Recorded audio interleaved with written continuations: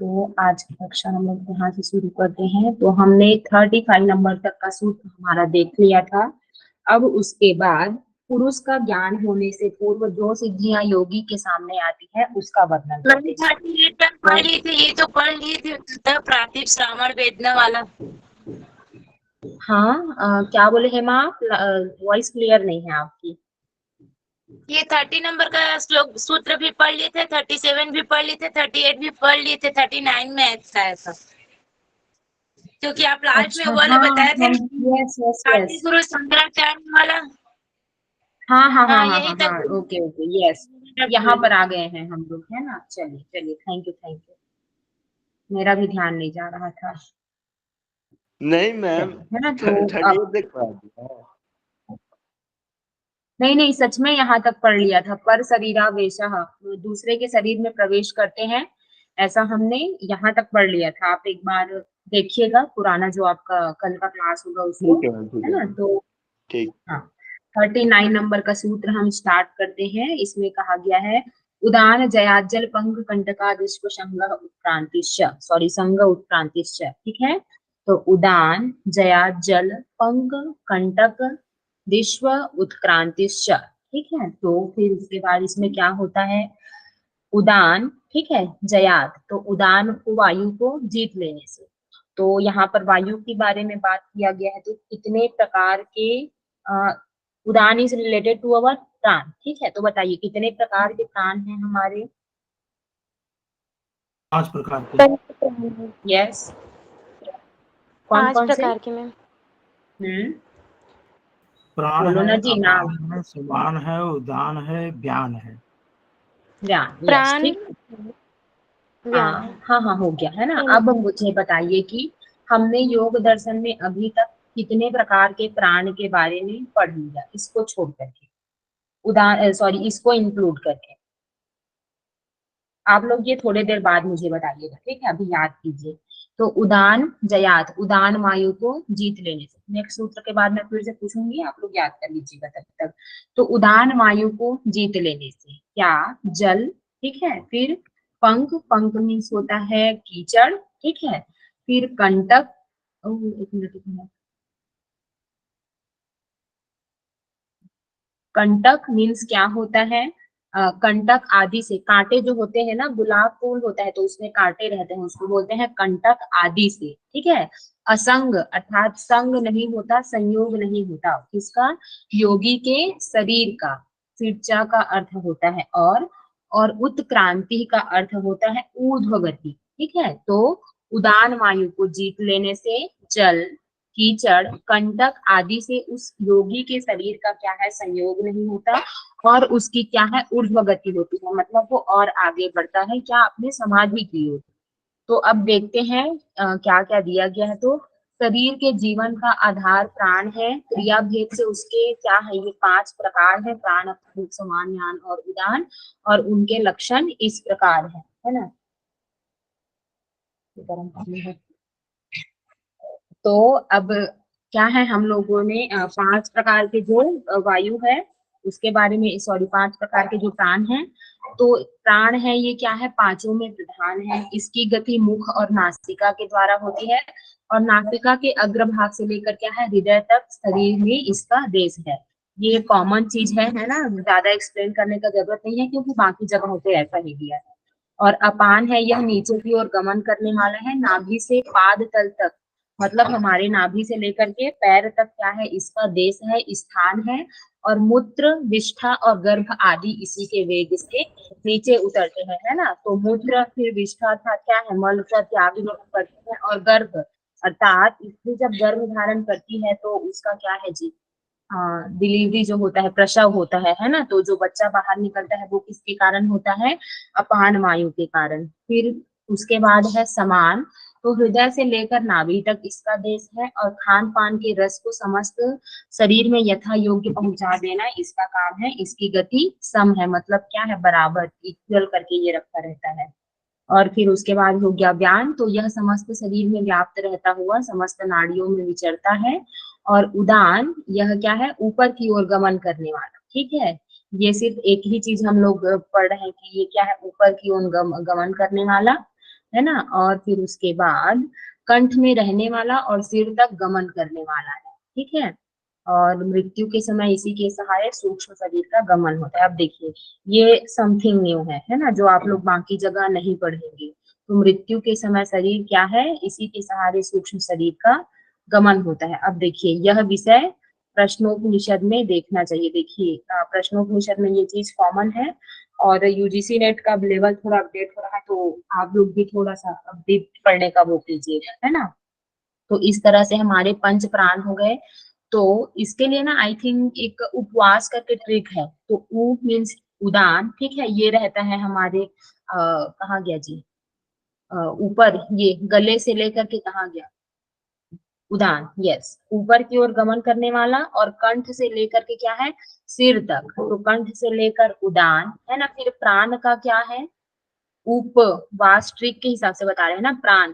तो इसका क्या है, मुख से लेकर के नासिका द्वार तक, ठीक है। और फिर उसके बाद नासिका के अग्रभाग से लेकर हृदय तक। तो हृदय तक आया प्राण का। फिर क्या आएगा, व्यान, ये पूरे शरीर में रहता है, ठीक है। फिर अपान, वो नीचे की ओर रहता है, नाभि के नीचे। और समान क्या है, वो हमारे क्या है जी, ये नाभि वाले प्रदेश में है ना, जहां पर हमारी जठराग्नि रहती है वहां पर। तो इस तरह से ये पंच प्राण हुए। और जब योगी उक्त उदान वायु पर विजय प्राप्त कर लेता है ना, तो जब उसका शरीर धुनी हुई रुई की भांति अत्यंत हल्का हो जाता है, तो हाँ गया, अतः पानी और कीचड़ पर चलते हुए भी उसके पैर अंदर नहीं जाते। पॉसिबल है क्या कि हम पानी पर चल पाए, है ना, कीचड़ पर चले और हमारा पैर क्या बोलते हैं उसमें ना धंसे, और कांटे पर भी हम चलें तो कांटा हमारे शरीर में प्रवेश ना करे, है ना। तो लेकिन अगर योगी उदान वायु पर विजय प्राप्त कर लेता है तो पानी उसके शरीर, मतलब पानी और कीचड़ पर भी वह चल सकता है, और कांटे हैं उसके शरीर में प्रवेश नहीं होंगे। असंग, उसका शरीर क्या है, असंग रहता है, उससे संग नहीं होता उसका। और इसके सिवा मरण काल में उसके प्राण ब्रह्मरंध्र मूर्धा के छिद्र द्वारा निकलते हैं। ये भी देखिए वन लाइनर स्टार मार्क करके लिखिएगा, ठीक है। मरण काल में उसके प्राण ब्रह्मरंध्र मूर्धा के छिद्र द्वारा निकलते हैं। और इस कारण ऐसे योगी की क्या है, शुक्ल मार्ग से गति होती है। शुक्ल मार्ग मतलब ये क्या बोलते हैं, ये देखिए कंठ कठोपनिषद में भी क्या है, ये तो ऊर्ध्व गति का अर्थ इसी से है ना, कि ब्रह्म रंध्र से जिसका प्राण निकलता है फिर उसका क्या है, और जन्म नहीं होता, ऐसा बोलते हैं ना। तो इसी कारण क्या है, ऊर्ध्व गति होती है। और फिर शुक्ल मार्ग, तो सबका वो है ना, डिसाइडेड है कि दक्षिणायन और क्या है, दक्षिणायन और उत्तरायण और पक्ष के हिसाब से, तो कब कब कैसी कैसी मृत्यु होती है, तो कैसी कैसी गति होती है ना। तो इस अगर इस पर हम विजय प्राप्त कर लेते हैं तो क्या है, शुक्ल मार्ग से क्या है, योगी की गति होती है ना। तो इस तरह से हुआ ये उदान वायु पर विजय प्राप्त करने का फल।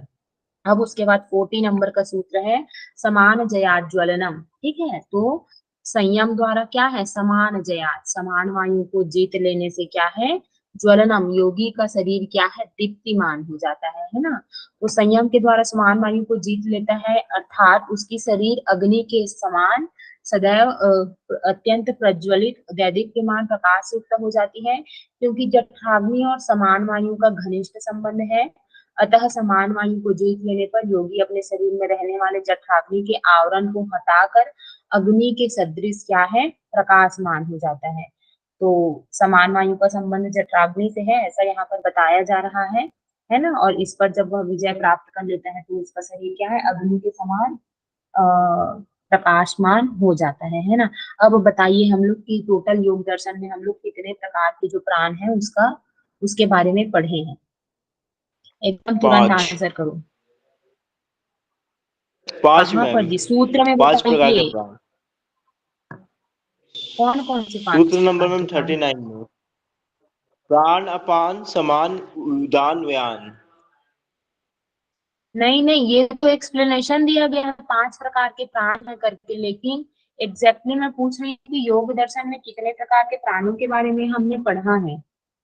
ये तो बाकी में दिया है, ऐसा उन्होंने बताया ना कि 5 प्रकार के प्राण होते हैं, लेकिन वायु जो 5 प्रकार के हमारे प्राण है उनका स्पेसिफिक किसी किसी सूत्र मैम में दो वर्णन हुआ बताए है। ना, तो मैम 2 प्रकार के उदान और उदान समान। और समान। उदान और समान। अच्छा, और इसके बाद समाधि, साधन और विभूति पाद, इन तीनों को इंक्लूड करके बताइए कि टोटल कितने के बारे में हमने पढ़ा है। चलिए, होमवर्क है आपका, आप लोग प्राण कल की पढ़ा क्लास। था, प्राण, मैम उदान और मैम समान, शायद ये 3 बताए। मैम 2 में तो नहीं दिया, साधन और समाधि पाद और साधन पाद में नहीं दिया एक है। मिनट सौरभ, विभूति पाद में लावी दिया मैम वो आपने, तो पता नहीं। सुनो भैया, सुनो, लावी मैम आपने बोला ना प्राण, समान और उदान, है ना? उदान, हाँ, बताइए यस प्राण मैम, का वो क्योंकि वर्णन कहाँ पर प्राणायाम किया जब गया पढ़ा है? था तो उसमें मैम जब चलिए, प्राणायाम का आंसर पढ़ा था आपने शायद। सही किया, आंसर आपने सही किया, लेकिन वो आपका जो आंसर जो सेटिस्फेक्शन है ना, आप रेफरेंस गलत वो बोल दिया। हाँ हाँ हाँ, तो आप रिटर्न वो एमसीक्यू जो वाला होता है पेपर, सबसे पहले यूपीएससी में जो पहला स्टेज रहता है ना, वो आपने पार कर लिया, लेकिन मेंस में आप फेल हो गए। ठीक है, तो चलिए अब नेक्स्ट हम लोग आगे बढ़ते हैं। ढूंढ करके बताइएगा कि कहाँ पर दिया गया है। तो अब पहले 36वें सूत्र में जो 6 सिद्धियां बतलाई गई थी, कौन कौन सी 6 प्रकार की सिद्धियां? जल्दी जल्दी रिस्पॉन्ड करो जी। मैम प्रातः मैम वेद, प्रतिभा, श्रवण, श्रवण, वेदन, आदर्श, श्रवण मनन, आस्वाद, वार्ता। पलासा। हाँ, ठीक है, प्रादिप, श्रावण, वेदन, आदर।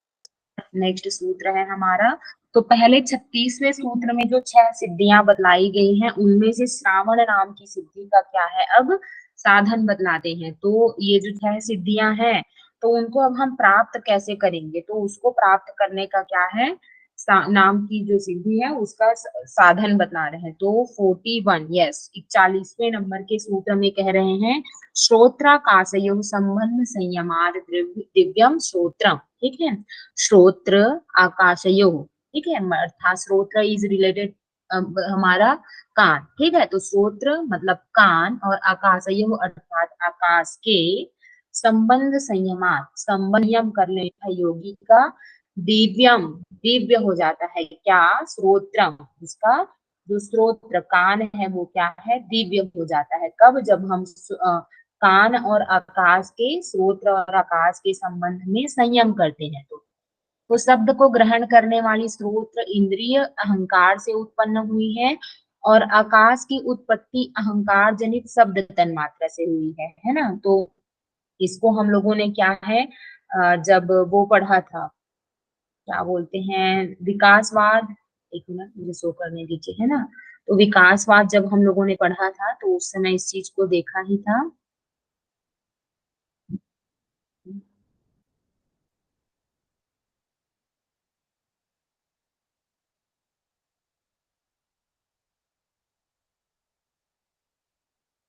हाँ गया जी, ये है ना?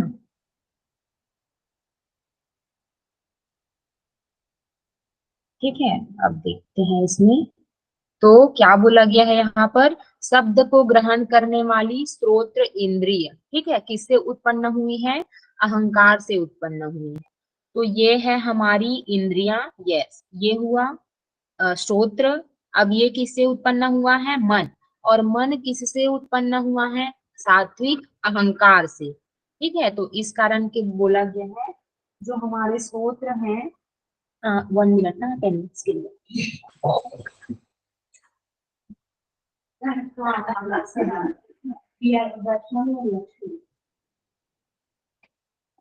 हाँ,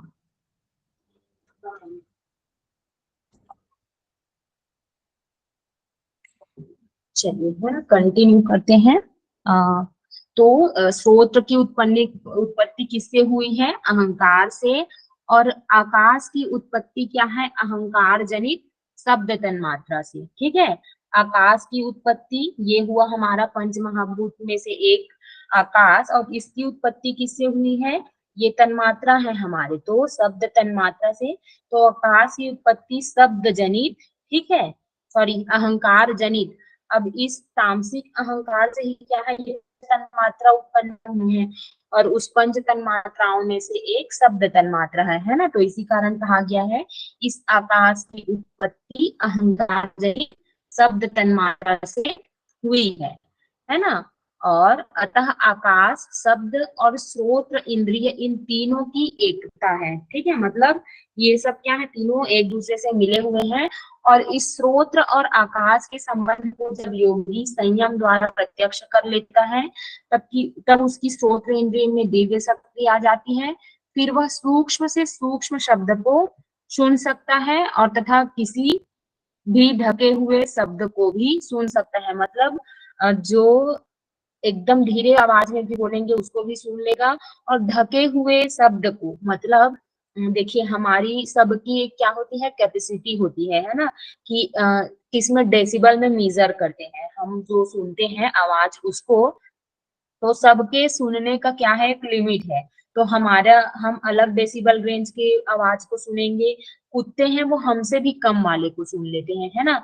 और फिर उसके बाद गाय लोग अलग से सुनेंगे, पक्षी लोग और अलग रहता है उसको सुनते हैं, है ना। तो सबका ऐसे अलग अलग डिसाइडेड है ना।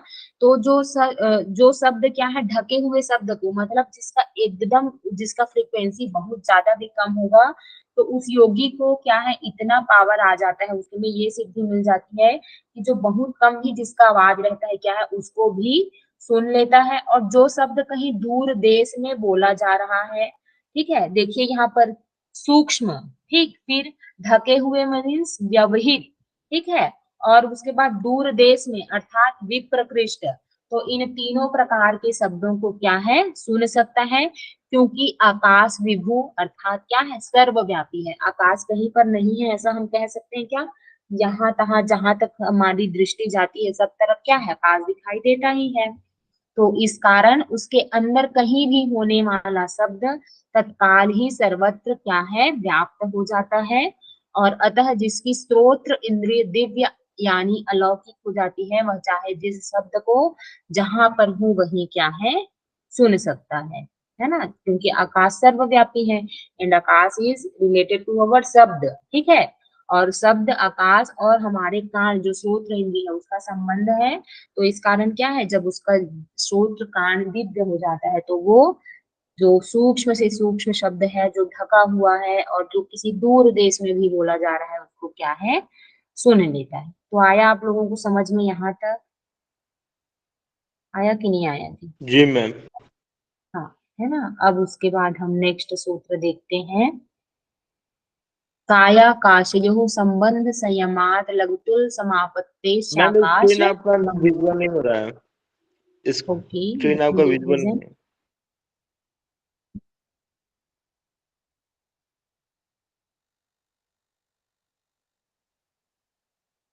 अब हो रही प्रेजेंट, है ना।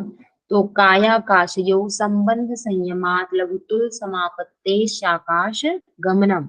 तो काया काशयो अर्थात क्या, काया का अर्थ क्या होता है हमारा, शरीर। तो शरीर और आकाश के संबंध संयमात, संबंध में संयम करने से, और लघुतुल समापत्ति, लघु मीन्स क्या, एकदम हल्की, लघु तुल मतलब तुलना कर रहे हैं ना यहाँ पर। तो हल्की से हल्की जो वस्तु है उसमें हम क्या है, जब संयम करते हैं, समापत्ति है अर्थात संयम से लिया गया है। आकाश गमनम, आकाश में चलने की क्या है, शक्ति आ जाती है। तो शरीर और आकाश का जो संबंध है उसमें संयम द्वारा पूर्ण प्रत्यक्ष कर लेने पर योगी को इस तत्व इस तत्व को भली भांति समझ लेता है कि शरीर के अंग किस प्रकार सूक्ष्म अवस्था से स्थूल अवस्था में परिणत होते हैं और किस प्रकार पुनः स्थूल से सूक्ष्म अवस्था में किए जाते हैं। अतः वह योगी अपने शरीर को हल्का बनाकर आकाश में गमन कर सकता है ना। तो जैसे कि हमने हनुमान जी को देखा ही है, आगे हम लोग पढ़ेंगे अष्ट सिद्धियां जब आएंगी, है ना, वो अपने शरीर को बड़ा भी कर लेते हैं और हल्का भी कर लेते हैं, है ना।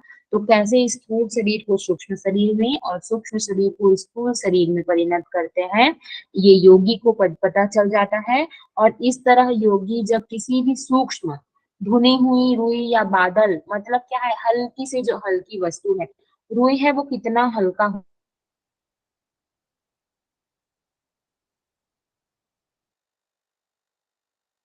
होता है ना, बादल भी एकदम हल्का होता है। तो ऐसी वस्तुओं में संयम करने से क्या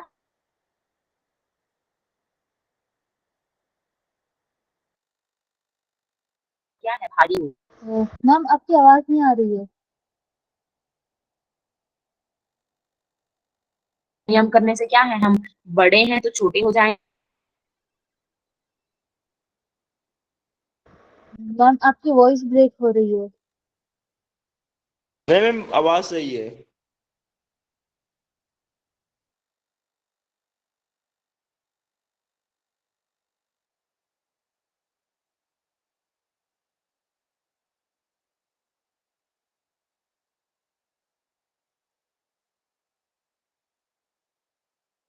मैम की आवाज आ रही है आप लोगों को? नहीं, अब आवाज मैम लेफ्ट कर गई ना, तो आवाज नहीं आ रही है। तो पहले जब मैम बोल रहे थे तो आ रहा था। अब पहले आप नहीं, पहले भी नहीं आ रहा था। सिर्फ वो दिख रहा था, स्क्रीन दिख रही थी मैडम बस। यस, मैम की वॉइस नहीं आ अब रही वो भी थी। नहीं थी। हाँ, नेटवर्क प्रॉब्लम है।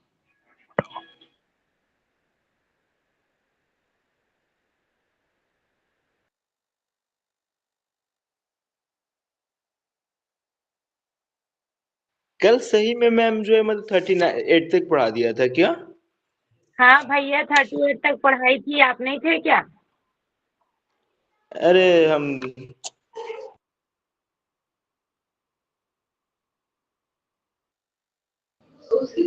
लिख नहीं रहे हो क्या सौरभ जी आप? क्या सर? नहीं, मैं लिख रहा, नोट्स तो मेरा पहले से बना हुआ लिखते है। नहीं क्या? मेरा प्रॉपर नोट्स बना हुआ है अच्छा, पहले से, क्योंकि मैं मेरा मैंने मेरा वो नोट्स बनाया था। सीरियल गलत हो गया था। अच्छा अच्छा, हो फिर सकता मैंने है। भी देखा, जब बोल दिया इन्होंने तो फिर वो करा मैंने।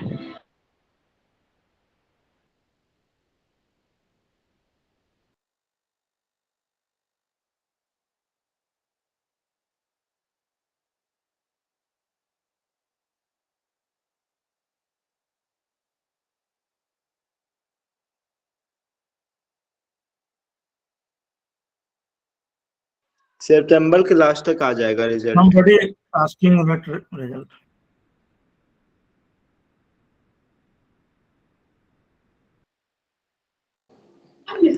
तीन सप्ताह में रिजल्ट बोला है ना आने के लिए, तो आज सितंबर के लास्ट में।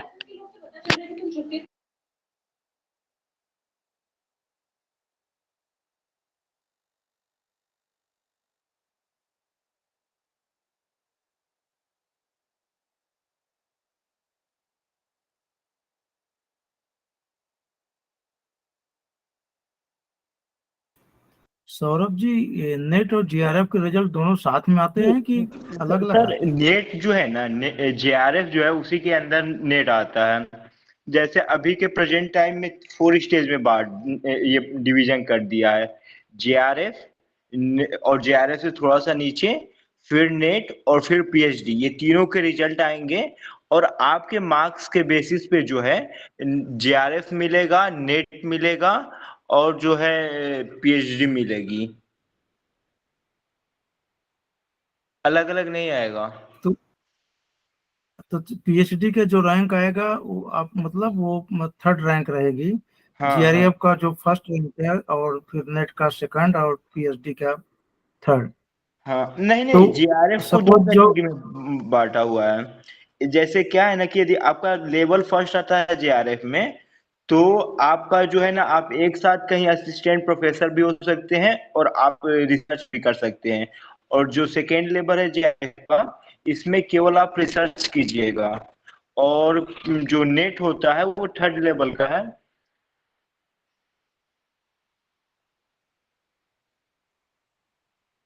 अच्छा,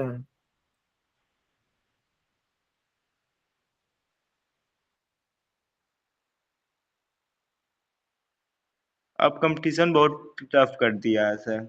इस साल से ये नई एजुकेशन पॉलिसी आने के बाद हुआ है, जेआरएफ को 2 पार्टों में कर दिया है।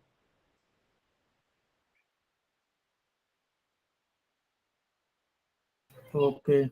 जैसे मान लीजिए जो पीएचडी करना चाहता है वो इनरोल करने के लिए तो कुछ क्राइटेरिया है कि कितना मिनिमम मार्क्स चाहिए, या वो बनता है मतलब जितने लोग आएंगे तो उसमें एक सब मार्क मिला करके परसेंटाइल बनता होगा कि इतने लोग ही पीएचडी कर सकते हैं, ऐसा कुछ है? क्योंकि हमको बिल्कुल जानकारी नहीं है और मैंने अभी जैसे अपीयर नहीं जैसे किया मैं है। जीके भी गुरुकुल कांगड़ी में मैं पढ़ाई कर रहा हूँ। यहाँ पे यदि आपका जेआरएफ नहीं है तो नेट वाले को नहीं ले रहे हैं, केवल जेआरएफ वाले को ले रहे हैं। और जैसे एस व्यासा है, पतंजलि है, यहाँ पे जो है आपको पीएचडी भी कर सकते हैं, मतलब इंटरव्यू लेंगे और वो मतलब कुछ ऐसा उन लोग का अपना रूल रेगुलेशन है। प्राइवेट यूनिवर्सिटियां जो है मतलब पीएचडी वाले को और नेट वाले को ले रही हैं, जो गवर्नमेंट यूनिवर्सिटी है वो नेट वाले को नहीं ले रहे हैं सर। अच्छा, मतलब जो प्राइवेट यूनिवर्सिटी है वो अगर आपने नेट क्वालिफाई किया है, अगर वहाँ पर उनको गाइड है तो वहाँ इनरोल हो सकता है, प्रोवाइडेड वो कुछ इंटरव्यू लेंगे, उसमें अगर कोई पास होता है तो। अरे वो एडमिशन दे रहे, फीस ज्यादा है उनकी, फीस ज्यादा है भाई साहब उनकी। 3 लाख से कहीं कहीं नहीं है, 2.5-3 लाख से पीएचडी। 2.5-3 लाख कितना पर ईयर? 3 साल का होता है 1-1 लाख रुपए, 3 साल का 3 लाख हो गया, फिर तो एक्स्ट्रा वो, खर्चा अलग। अच्छा, तो वो रेगुलर पढ़ना पड़ेगा, मतलब पूरा टाइम देना पड़ेगा? नहीं, 6 महीने का कोर्स वर्क होता है, उसके बाद ऐसा नहीं होता रेगुलर जैसा, 6 महीने जाना विजय जी होता है हमको उसको। ये बताइए, विजय जी ये बताइए, हाँ जैसे आपने नेट क्वालिफाई अभी कर लिया, तो हाँ। वो पीएचडी के लिए कब तक मैं वैलिड पहली रहेगा, बार कितने किया। साल तक? अब इस साल से 1 साल के लिए कर दिया है, इस साल से, नहीं तो पहले ऐसा कुछ नहीं था, इस साल से करते हैं 1 साल के लिए। मैं अभी एमए तो में 1 साल हूँ। तक ले लेता है तो उसको स्कॉलरशिप मिलेगी। हाँ।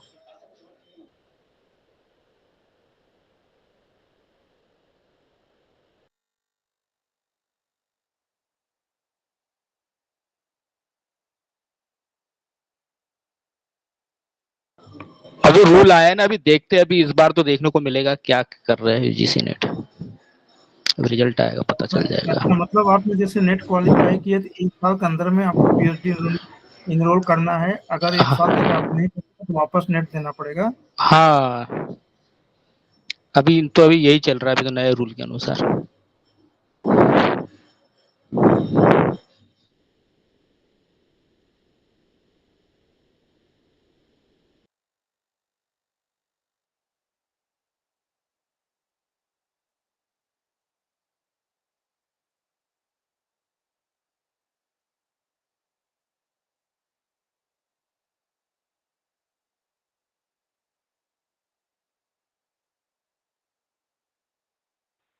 मैम का नंबर हो तो कॉल कर लीजिए।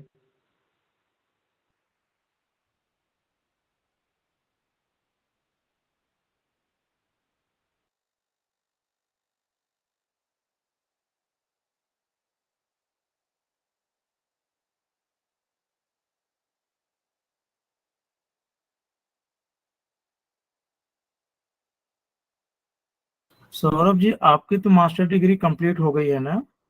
नहीं सर, ये मेरा थर्ड सेम है, मैं सेकेंड ईयर में हूँ। अच्छा अच्छा अच्छा, उसके बाद भी आपने अपियर किया, बहुत अच्छा। क्योंकि मेरा सिलेबस जो है ना टोटली नेट, जेआरएफ जो नेट के सिलेबस है उसी पे बेस्ड है सर। अच्छा अच्छा।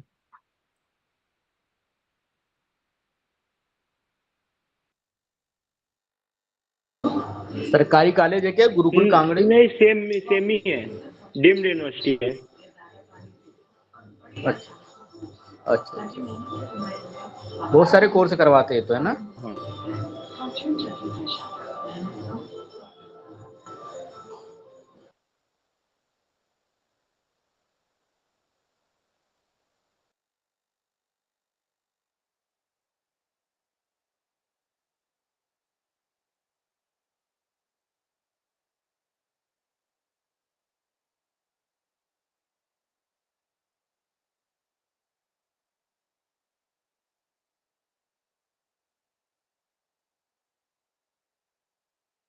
प्रकाश सर, आपका एमए कब हुआ था?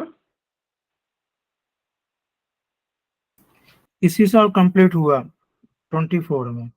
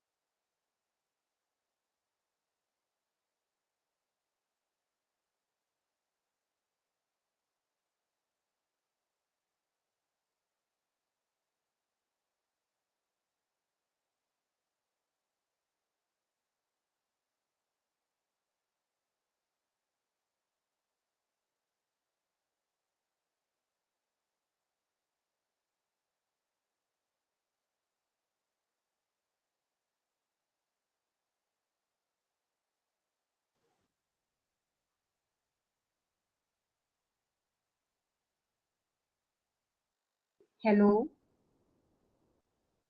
हेलो। यस मैडम बोल।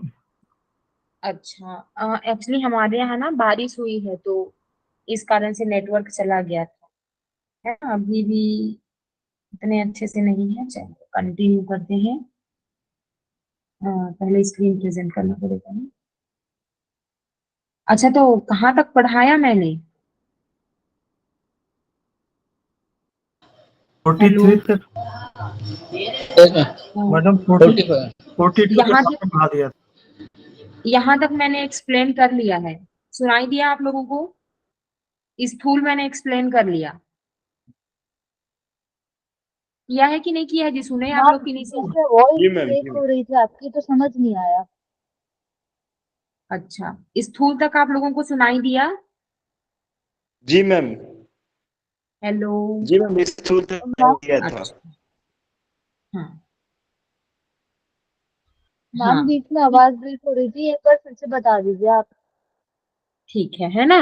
तो जिस रूप में हम इनको क्या है अपनी इंद्रियों द्वारा अनुभव कर रहे हैं, अर्थात किनको, पंच महाभूतों को, और जो जिनको क्या है गीता में इंद्रिय गोचर मतलब इंद्रिय से दिखाई देने वाली कहा गया है, और ये इंद्रियों द्वारा प्रत्यक्ष अनुभव में आने वाले शब्द स्पर्श रूप रस गंध वाले पांचों विषय, ये विषय ही है ना जिनको इंद्रियां ग्रहण करती है, क्या यही क्या है इनकी स्थूल अवस्था है। मतलब अगर हम बात कर रहे हैं आकाश महाभूत के बारे में, तो उसका विषय क्या है, उसकी तन्मात्रा क्या है, शब्द।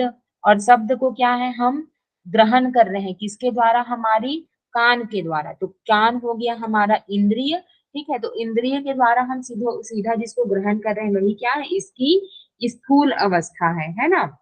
फिर इसके बाद स्वरूप, तो इनके जो लक्षण है वह इनकी स्वरूपा अवस्था है, ठीक है।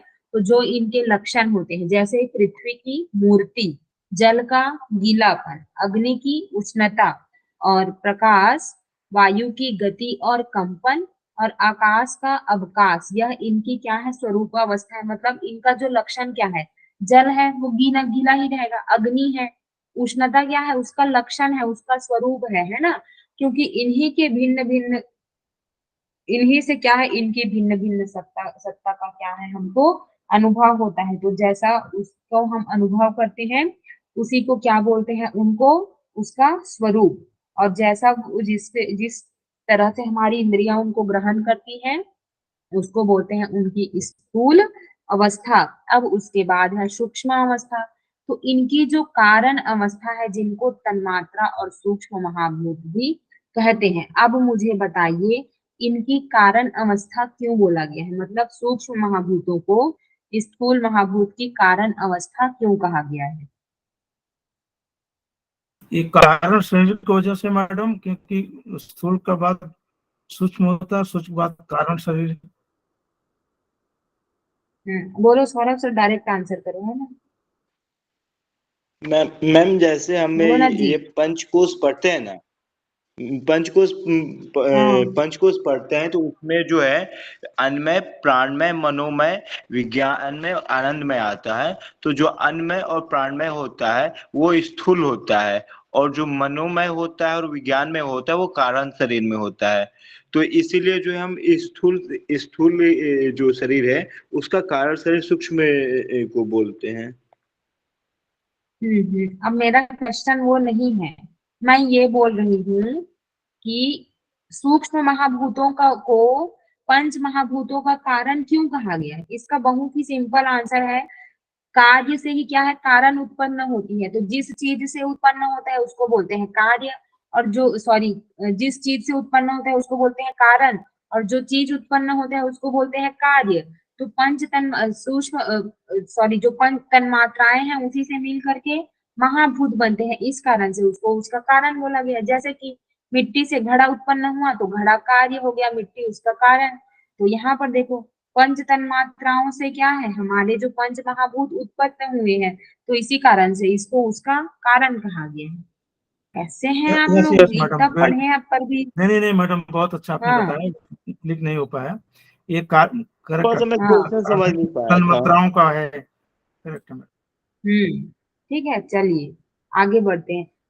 पता है एग्जैक्टली गलती क्या करते हैं, एग्जाम क्वालिफाई करना और नॉलेज होना दोनों अलग चीज है, लेकिन हमको तुरंत उसी समय रिस्पॉन्ड करना रहता है जिस समय हमको क्वेश्चन पूछा जाता है।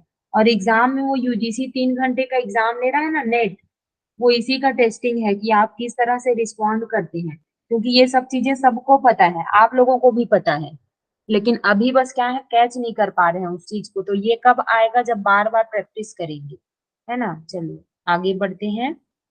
तो इनकी जो कारण अवस्था है, जिनको तन्मात्रा और सूक्ष्म महाभूत कहते हैं, वे इनकी क्या है, सूक्ष्म अवस्था है।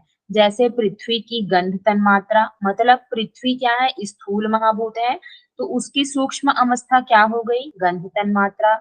जल का क्या हो गया सूक्ष्म अवस्था, रस तन्मात्रा। अग्नि की सूक्ष्म अवस्था रूप तन्मात्रा। वायु की स्पर्श तन्मात्रा, और आकाश की क्या है, शब्द तन्मात्रा। तो इस तरह से स्थूल स्वरूप और सूक्ष्म पढ़ लिए हम लोग। किसके बारे में पढ़ रहे हैं वैसे अभी हम लोग, अभी क्या पढ़ रहे हैं ये बताओ, भूत जय, क्या पढ़ रहे हैं भूत हम? भूत जय, भूत भूत संयम विजय करने में पर क्या क्या आपको पांचों भूतों पर विजय विभूति प्राप्त मिलती करने है। के लिए। हाँ ठीक है। तो जो हमारे पंच महाभूत हैं उनकी अवस्था बताई गई है, तो अभी हम अवस्थाओं के बारे में पढ़ रहे हैं, ठीक है। अब देखते हैं 4th नंबर का सूत्र, अवस्था, अन्वय अवस्था।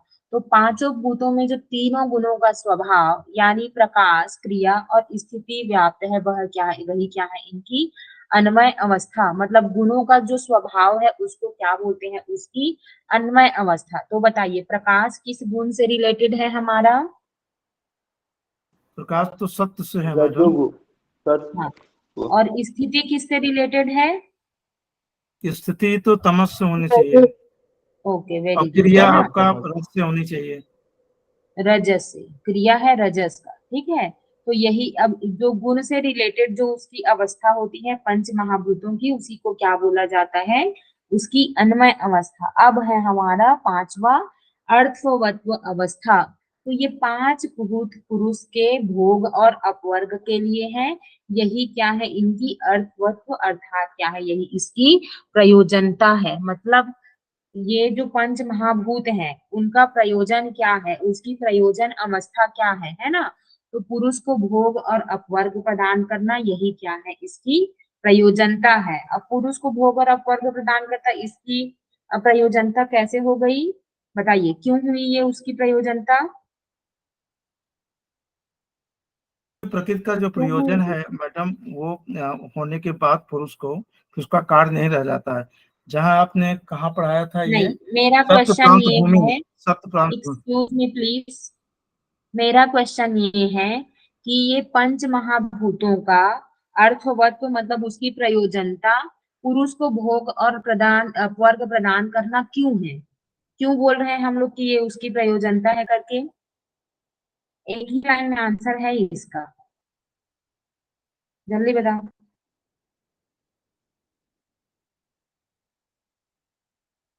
क्यों मैं बताऊं?